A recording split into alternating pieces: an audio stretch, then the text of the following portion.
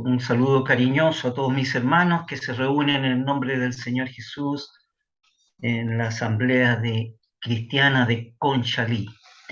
Les invito a considerar en esta tarde en el Evangelio de Lucas, capítulo 15. Evangelio de Lucas, capítulo 15.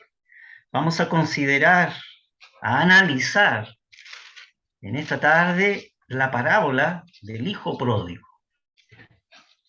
Entonces, Lucas capítulo 15, voy a dar lectura desde el texto 11 al texto 32.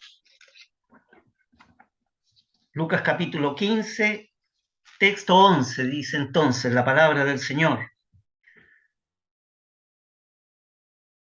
También dijo, tenía 2 hijos, y el menor de ellos dijo a su padre, Padre, dame la parte de los bienes que me corresponde, y le repartió los bienes.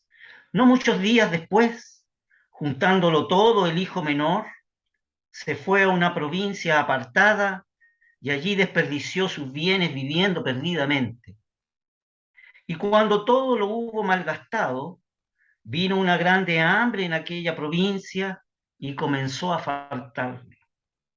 Y fue y se arrimó a uno de los ciudadanos de aquella tierra, el cual le envió a su hacienda para que apacentase cerdos. Y deseaba llenar su vientre de las algarrobas que comían los cerdos, pero nadie le daba.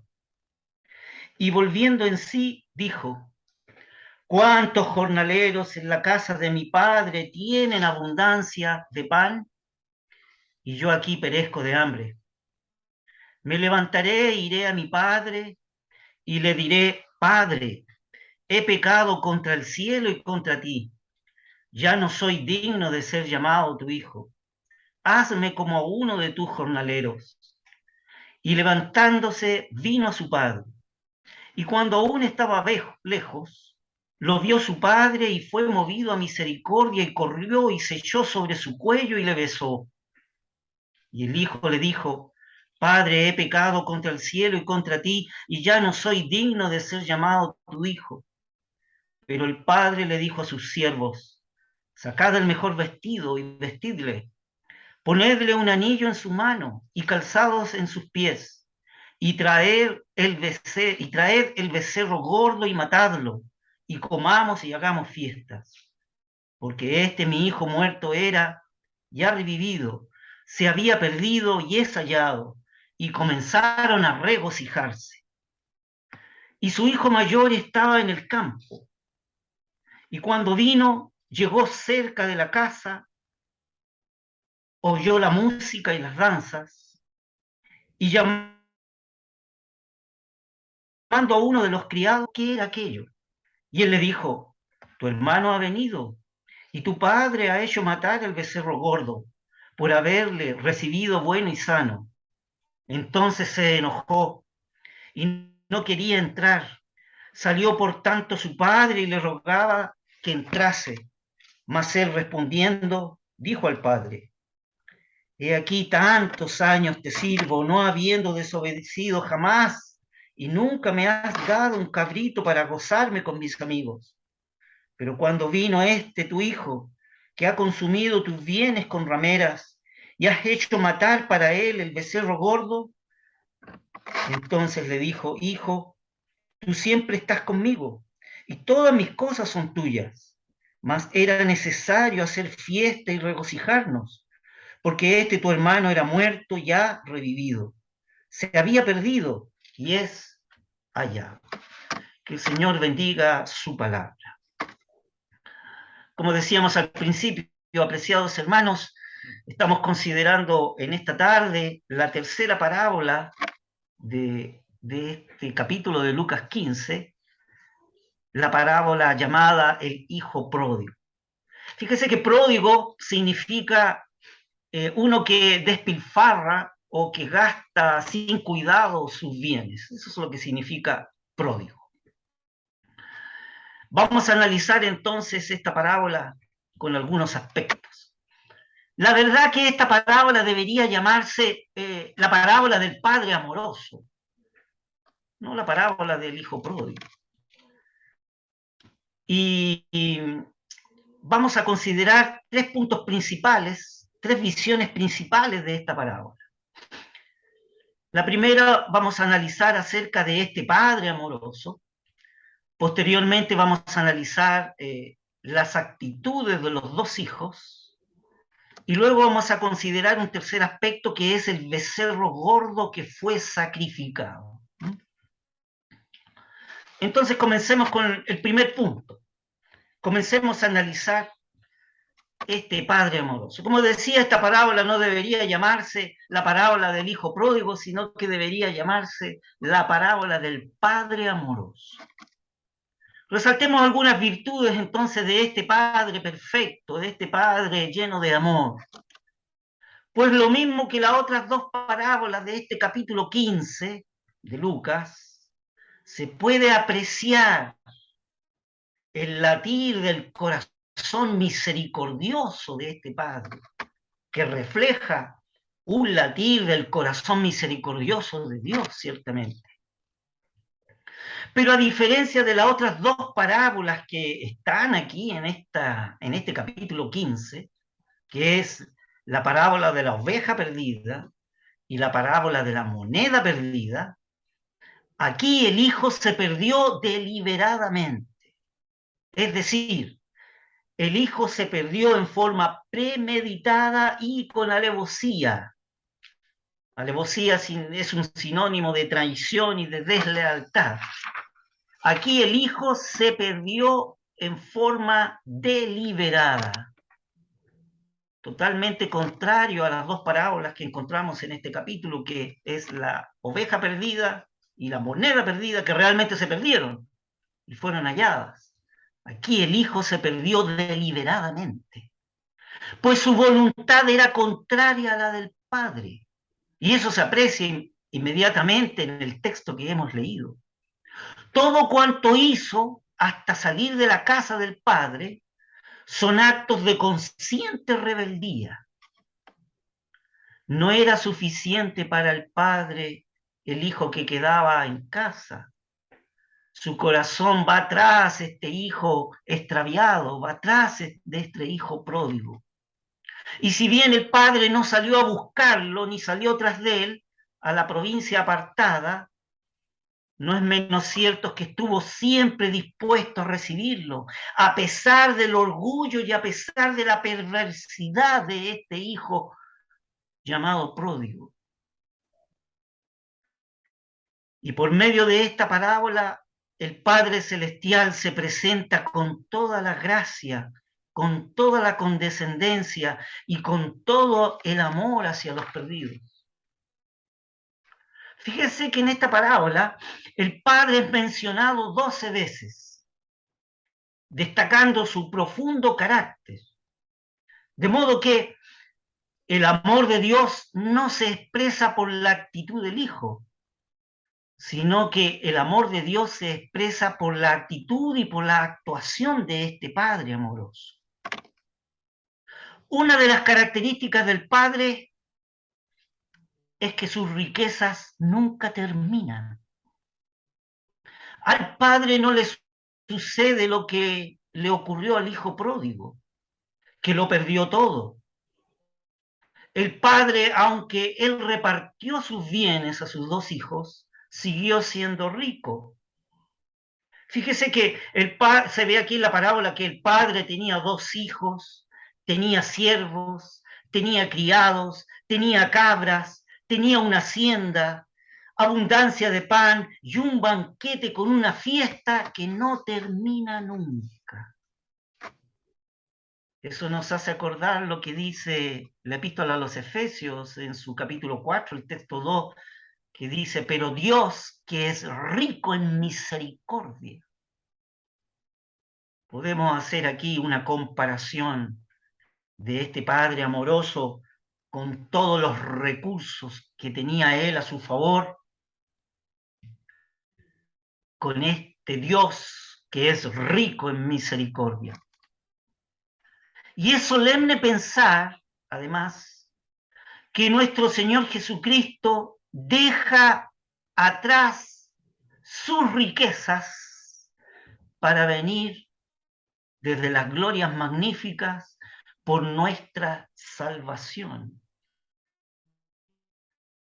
Es precioso pensar en que este ser tan maravilloso, el Señor Jesús, deja sus glorias magníficas para venir a este mundo, deja sus riquezas para venir a este mundo a ejercer nuestra salvación, a hacer una obra de redención.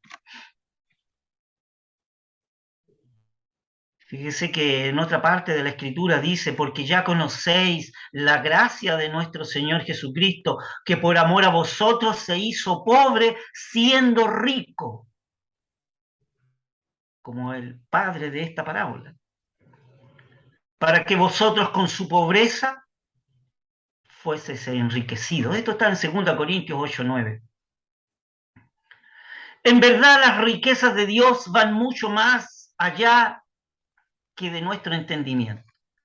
Dios tiene hijos, tiene ángeles, tiene la tierra, tiene el cielo, tiene el universo, lo tiene todo. Y entre sus muchísimas otras cosas que Él tiene un banquete eterno del que sus hijos vamos un día a disfrutar muy pronto. Muy pronto. Se cumple lo que dice entonces Efesios 4:2. Pero Dios, que es rico en misericordia. Veamos por algunos momentos las riquezas que tiene este Padre aquí que se ve en esta parábola. Las riquezas de su gracia. Ciertamente su gracia es abundante. Dice la parábola que repartió sus bienes. Repartió de lo suyo ante una petición arrogante. En verdad, el hijo menor que pidió esto no lo merecía, pero el Padre lo dio. Y esta es una característica de Dios, dar. Fíjese que mire lo que dice Juan 3:16, porque de tal manera amó Dios al mundo que ha dado. Esta es una característica del Padre, es una característica de Dios, el dar. Porque de tal manera amó Dios al mundo que ha dado a su Hijo unigénito para que todo aquel que en Él cree no se pierda, más tenga vida eterna, dice Juan 3:16. Esta es una característica del Padre Dios, así como en la parábola de dar. Y en esta parábola, que estamos considerando en su primer punto, estamos analizando la parábola del hijo pródigo y estamos analizando las características de este Padre amoroso. En esta parábola el Padre da los bienes, saca el vestido, saca el calzado, saca el anillo y hace una fiesta. Fíjense que, apreciados hermanos y estimados amigos, la santidad aquí es evidente. Y esta santidad del Padre se mostró muy temprano. El hijo extraviado se fue lejos, a una provincia lejana. Él hizo eso porque él quería vivir una vida disoluta y sabía que bajo el techo y sabía que en el hogar, en la hacienda del Padre, bajo el techo de su Padre, no lo podía hacer. No podía vivir una vida disoluta bajo el techo en la casa de su Padre. Además, el Padre mostró santidad en hacer matar el becerro gordo, pues de esa manera debía satisfacer las demandas de la justicia para poder cubrir el pecado de su hijo extraviado y recibir así al hijo perdido. El pródigo reconoció la santidad de su padre cuando dijo: he pecado contra ti, no soy digno de ser llamado tu hijo. Hay otra cualidad importante aquí de este Padre amoroso de la parábola. Es su misericordia. Veamos, analicemos un poco la misericordia de este padre. Dice que el padre fue movido a misericordia. Aunque el hijo pródigo no era merecedor de un juicio y de un menosprecio, el padre al verlo no quiso darle eso de ninguna manera. Pues antes de su confesión, corrió, se echó sobre su cuello y le besó. Antes de la confesión del hijo menor, el padre ya había mostrado su misericordia. Dios muestra misericordia en gran manera a todos los que van a Él. Fíjese que después de la confesión del hijo menor, mostró mucho más. Mostró dando el vestido, el anillo y el calzado. El padre estaba lleno de recursos y tenía recursos personales guardados en su corazón. Fíjese que este padre, siendo mayor, con sus dos hijos ya grandes, sus ojos que sin miopía pudieron ver de lejos a su hijo regresar. El padre tenía un corazón que sin rencor fue movido a misericordia. Sus pies que sin cansancio corrieron a él. El padre tenía sus brazos que sin ira ni contienda le abrazaron. Sus labios que sin proferir juicio contra su hijo rebelde le besaron. Y sus oídos que sin cerrarse le escucharon. De verdad que este Padre amoroso tenía recursos redentores, como nuestro Padre Celestial los tiene. Pero además, este Padre amoroso y misericordioso y lleno de riquezas en su gracia, tenía algo guardado para una ocasión especial. Tenía guardado el becerro gordo, que sin reserva lo dio para ser sacrificado. Y de esa manera, la sangre derramada de ese becerro cubría la falta de su hijo rebelde. Es decir, el padre dio el becerro que tenía guardado y lo mató. Ese becerro murió en lugar del hijo pródigo y le recibió. El padre además tenía el vestido que le dio para darle su justicia. Él tenía el calzado para poder darle a su hijo dignidad. Y puso el anillo en su dedo para darle honor. Pero no quisiera terminar este primer análisis que estamos haciendo de la parábola pensando en el gozo, pues termina diciendo que comenzaron a regocijarse. Y esto nos hace pensar de aquel texto aquí en Lucas 15:7, que dice que hay gozo en el cielo por un pecador que se arrepiente. El Padre un día vio con dolor en el Calvario a su Hijo colgado allí en esa cruz de ignominia, al Señor Jesús. Y ahora el Padre se regocija porque ve los frutos de aflicción de su alma. Cuando un pecador se arrepiente, el Padre siente un profundo gozo. Bien, ya hemos analizado entonces el primer aspecto de esta parábola, que es el Padre amoroso. Podríamos analizar ahora este segundo aspecto, los dos hijos. Indudablemente el Padre nos lleva a pensar a Dios el Padre. El becerro gordo nos hace pensar en Dios el Hijo, el Señor Jesús. Mientras que los dos hijos nos llevan a ver a la humanidad en sus dos caminos y en sus dos destinos. Veamos algunos contrastes y similitudes de estos dos hijos que son considerados aquí en esta parábola. El hijo menor fue el que se expresó diciendo aquí en Lucas 15:12, que dijo, y el menor de ellos dijo a su padre, Padre, dame la parte de los bienes que me corresponde.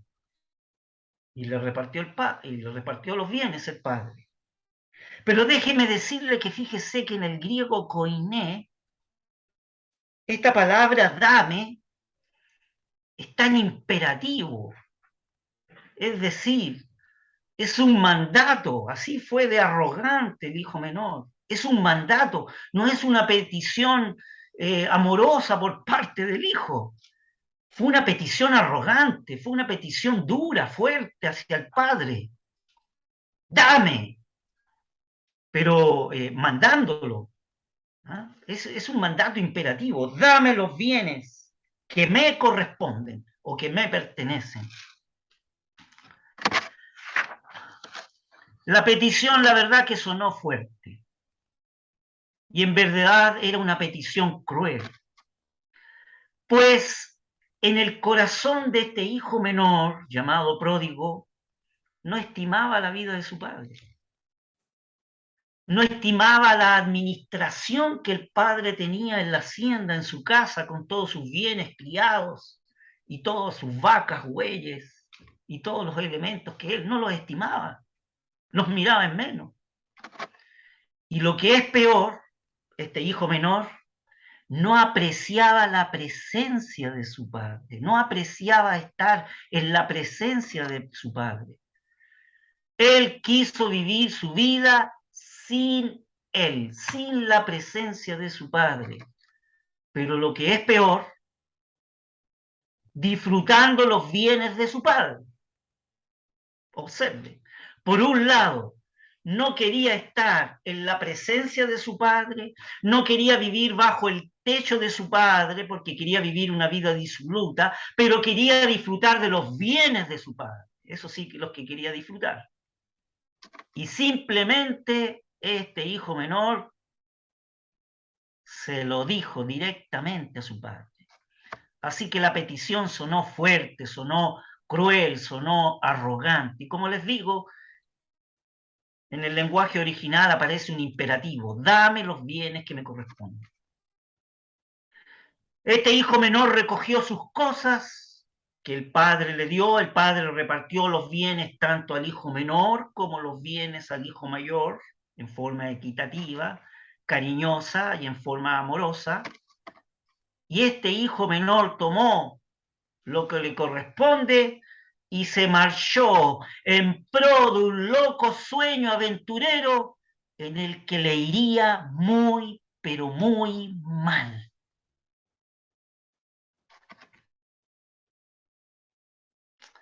Por otro lado, su hermano mayor guardó silencio ante este evento, ante esta circunstancia que sucedió allí en el hogar junto al padre. Este hijo mayor no dijo ninguna palabra que su hermano menor dijo. Pero en el fondo de su corazón pensaba más o menos igual que el hijo menor. Y aunque parecía más cuidadoso que el hermano menor que fue arrebatado y cruel en la petición y en forma arrogante ante su padre y tomó sus cosas y se fue, y aunque parecía más cuidadoso que el hermano menor, también se fue el hijo mayor, solo que se fue cerca de la hacienda.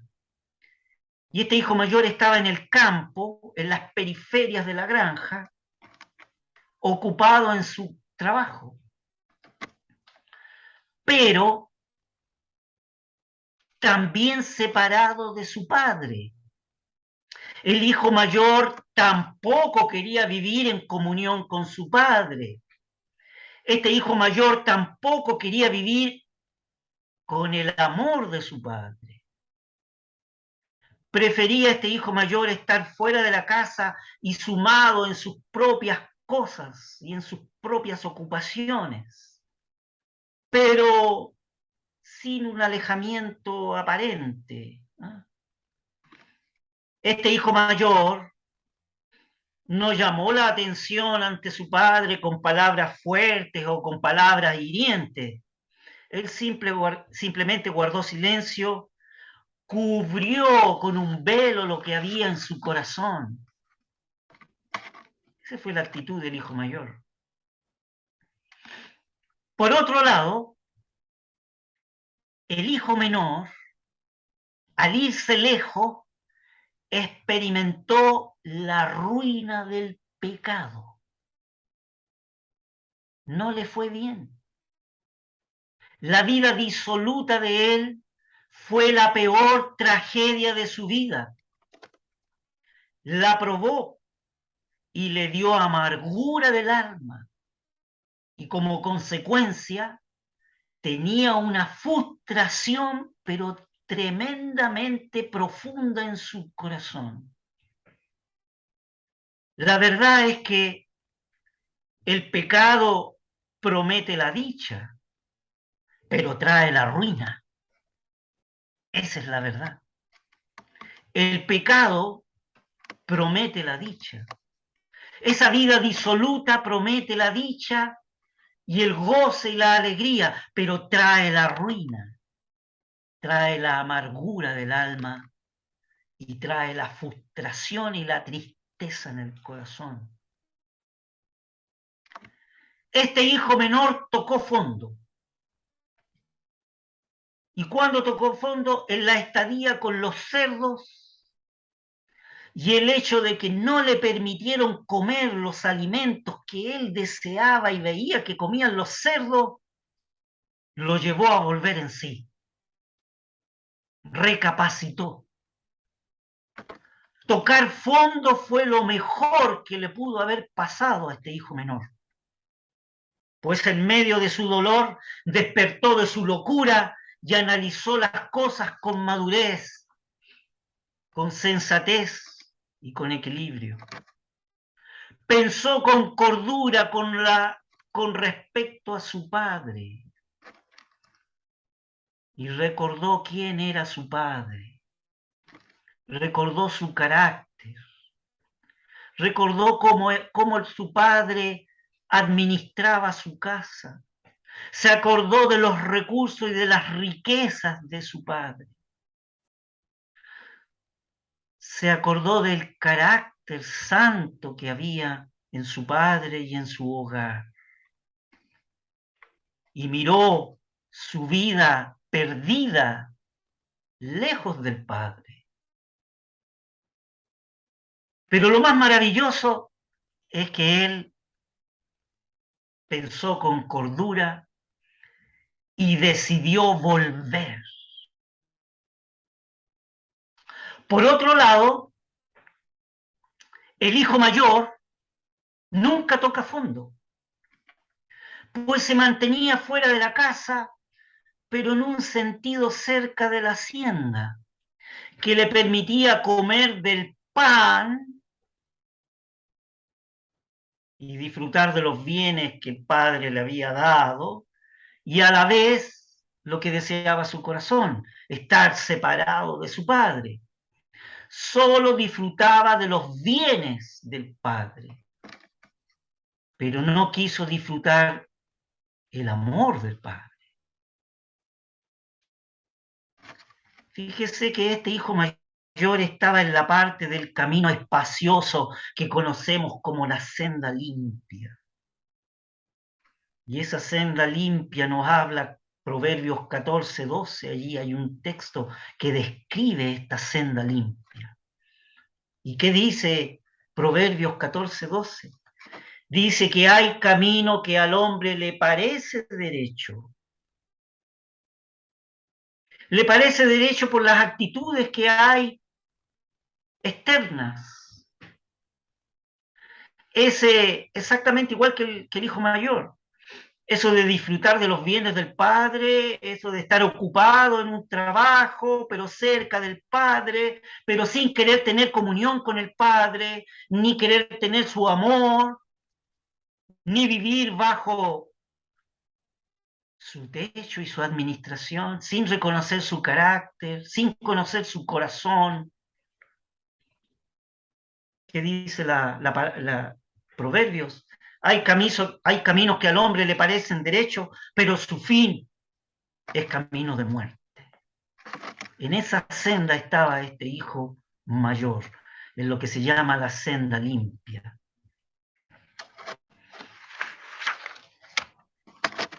Esto me hace recordar el evangelio barato que se predica el día de hoy. Ese evangelio en que se predica las bendiciones de Dios el Padre y ponen las bendiciones y los bienes y las riquezas materiales que el Padre puede darte,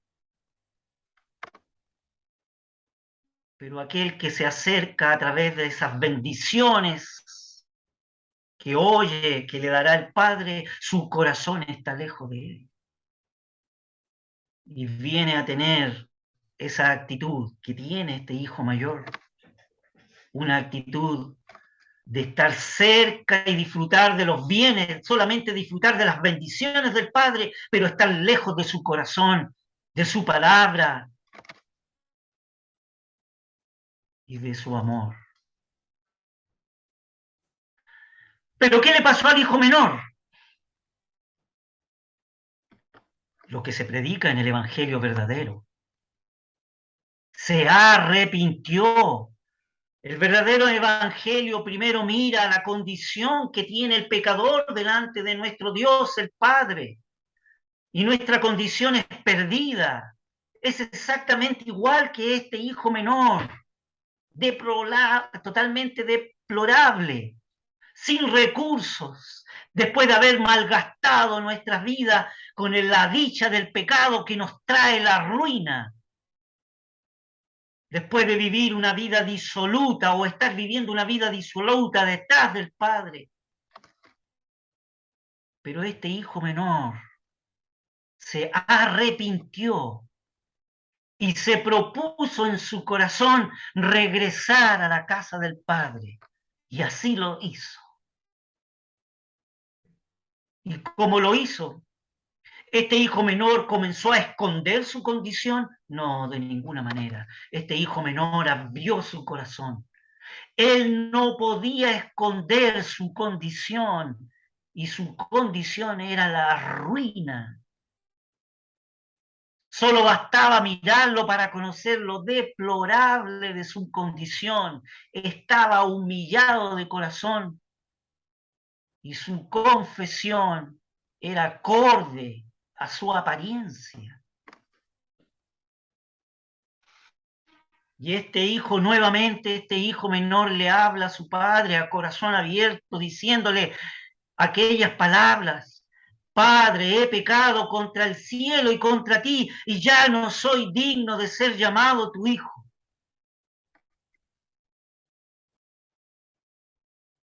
Confesó. La Escritura dice que si confesamos nuestros pecados, nuestro Padre Celestial es fiel y justo para perdonar nuestros pecados. Y es más, dice, y la sangre de Cristo derramada en esa cruz del Calvario nos limpia de toda maldad. Aquí se ve un genuino arrepentimiento. Arrepentirse significa un cambio de actitud. Él vio su condición perdida delante de su padre y decidió regresar. Y confesó. Confesar significa decir lo mismo que Dios ve en uno. ¿Y qué veía el padre en el hijo menor? Su ruina, su condición deplorable, y vio la humillación con que regresaba de su corazón. Padre, he pecado contra el cielo y contra ti, y ya no soy digno de ser llamado tu hijo. Y la Escritura revela, ¿no es cierto? ¿No es cierto? Revela, ¿no es cierto? Dice, ya no soy, hazme como a uno de tus jornaleros, ni siquiera el hijo le pedía que lo reconociera como un hijo, hazme como a uno de tus jornaleros. El hijo no regresó pensando tener una posición porque era hijo. Hazme como uno de tus jornaleros. Su padre ya le había recibido con un abrazo y con un beso, en una clara demostración de su rebosante misericordia. Ese es el Padre Celestial, de aquel que se arrepiente, confiesa sus pecados, cree en la obra del Señor Jesús, el Hijo enviado por este Padre amoroso a morir en la cruz por nuestros y por su pecado, le abraza en una clara demostración de rebosante misericordia, lo recibe con los brazos abiertos. Por otro lado, el hijo mayor demostró estar lleno de orgullo, pues no tenía ninguna comunión con su padre ni la deseaba tener. Fíjese que ante la fiesta que estaba realizándose, ¿no es cierto?, en la casa del padre, llamó a un criado. El hijo mayor quería tener cierto conocimiento de lo que estaba sucediendo en la casa de su padre o de lo que el padre hacía y qué es lo que pensaba el padre, pero lo hace a través de terceros,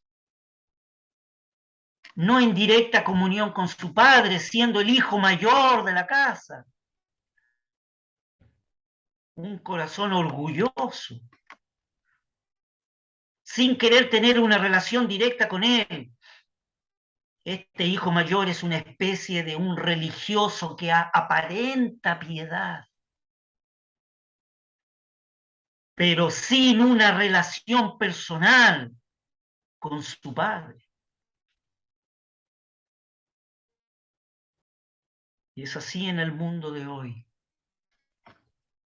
Muchos aparentan piedad y viven una senda limpia, ancha, sin tener una verdadera comunión y una relación personal con Dios el Padre en el nombre de su Hijo. La verdad es que en el hijo mayor hay un pródigo escondido. Por fin, cuando este hijo mayor habló, porque su padre salió a invitarle a entrar, acusó a su padre que no le había dado ningún cabrito para gozarse con sus amigos, lo cual era falso. Pero fíjese lo que quería este hijo mayor. No quería un cabrito para el sacrificio del pecado, sino quería un cabrito para gozarse con los amigos lejos de su padre. Qué corazón más orgulloso, qué actitud más religiosa. La verdad es que en este hijo mayor hay un pródigo escondido, disfrazado.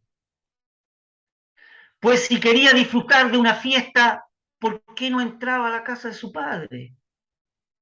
Mientras su hermano había confesado sus pecados, lo que hacía este hijo mayor era acusar al padre de pecado, diciendo en forma insolente y arrogante e irreverente que era un mezquino, que actuaba con injusticia al recibir a su hijo pecador.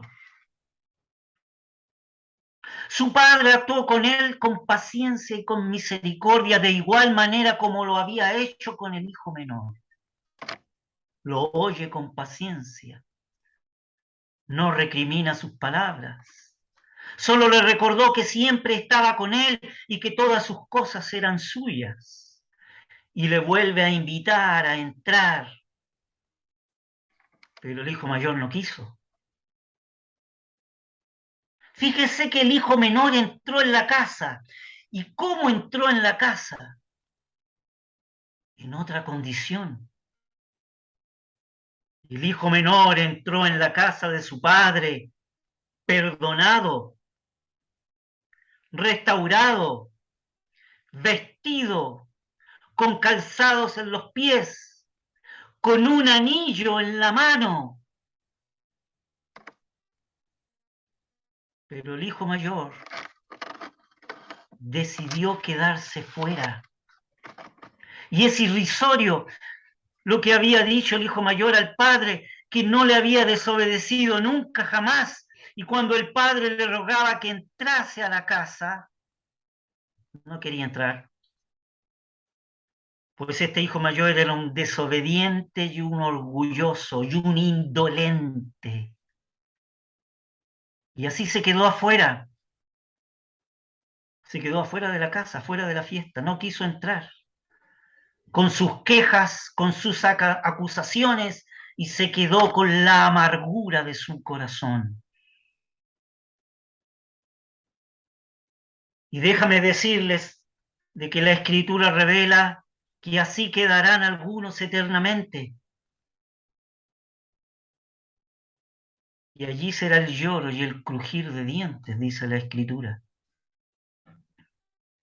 La fiesta que se celebraba dentro, el becerro gordo había sido sacrificado, su sangre había expiado el pecado del hijo menor que había confesado, y ahora la carne de ese becerro era para comerla en la comunión del Padre.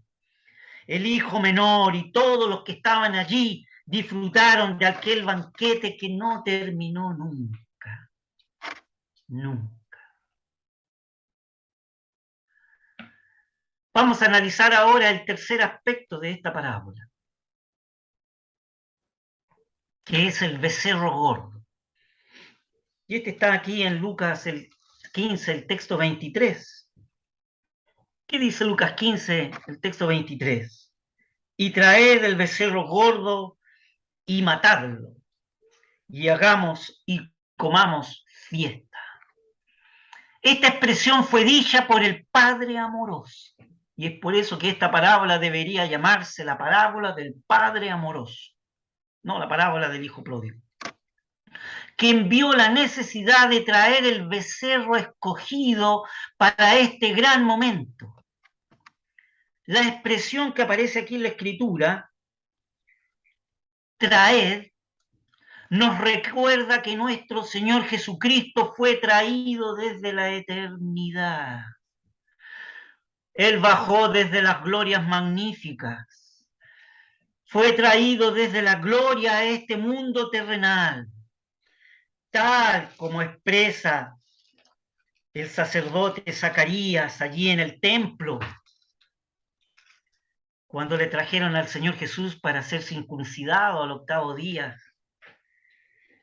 Y este sacerdote Zacarías, ¿no es cierto?, expresa en una de sus palabras allí en Lucas 1, el texto 78 y 79, por la extrañable misericordia de nuestro Dios, con que nos visitó desde lo alto la aurora, para dar luz a los que habitan en tinieblas y sombra de muerte, para encaminar nuestros pies por caminos de paz. Mire lo interesante que dijo este sacerdote llamado Zacarías, que era el padre de Juan el Bautista, el heraldo del Señor Jesús, cuando el Señor Jesús fue llevado al templo al octavo día para ser circuncidado conforme a la ley. Por la extrañable misericordia de nuestro Dios, con que nos visitó, envió al Señor Jesús A eso se refiere. No olvide que Zacarías estaba mirando al Señor Jesús cuando iba a ser circuncidado al octavo día, después de nacido. Nos visitó desde lo alto la aurora. Por lo general, fíjese que la aurora de la mañana, nosotros llamamos a la aurora cuando el sol amanece y comienza a levantarse detrás de las montañas. Esa es la aurora para nosotros.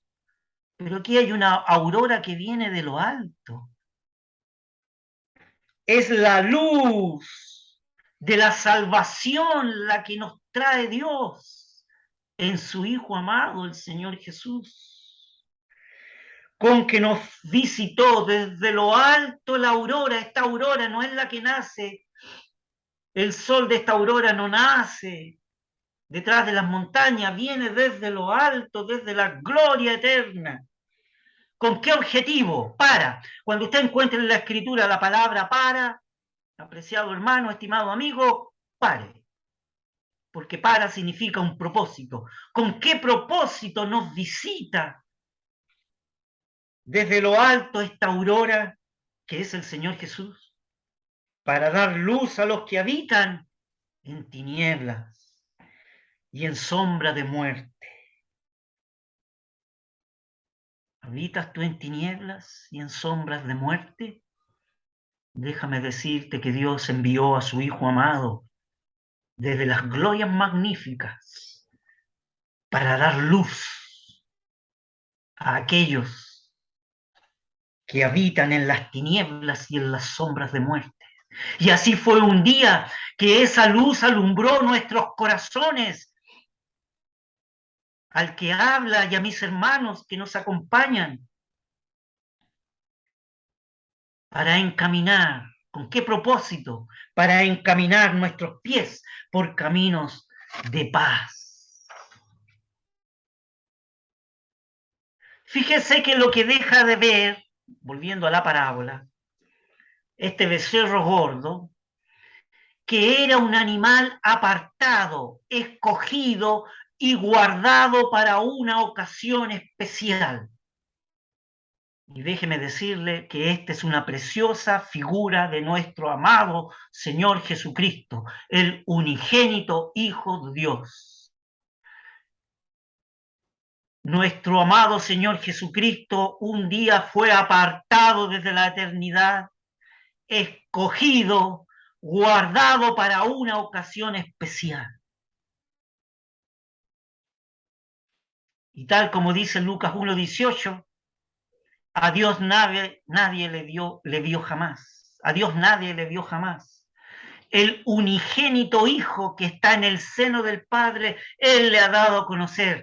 Pues así como el becerro gordo dio a conocer el amor y el corazón del Padre amoroso, que mostró su capacidad para perdonar, para restaurar y para poder recibir con gozo y misericordia a su Hijo perdido, y celebrar con gozo, con alegría la llegada de ese Hijo pródigo. Así Cristo dio a conocer al Padre, siendo Él el unigénito Hijo de Dios, el único que estaba en esa capacidad como verbo de Dios. Y a su vez, el Señor Jesús estaba apartado en el plan eterno para venir a este mundo y ejecutar esa obra magnífica de redención en esa cruz del Calvario en el momento preciso. Tal como dice la Escritura en Gálatas. Pero cuando vino el cumplimiento del tiempo, Dios envió a su Hijo nacido de una mujer y nacido bajo la ley, para que redimiese a los que estaban bajo la ley, a fin de que recibiésemos la adopción de hijos. Qué preciosa porción de amor de este Padre que envió a su Hijo amado para que redimiese, salvase a los que estaban bajo la ley.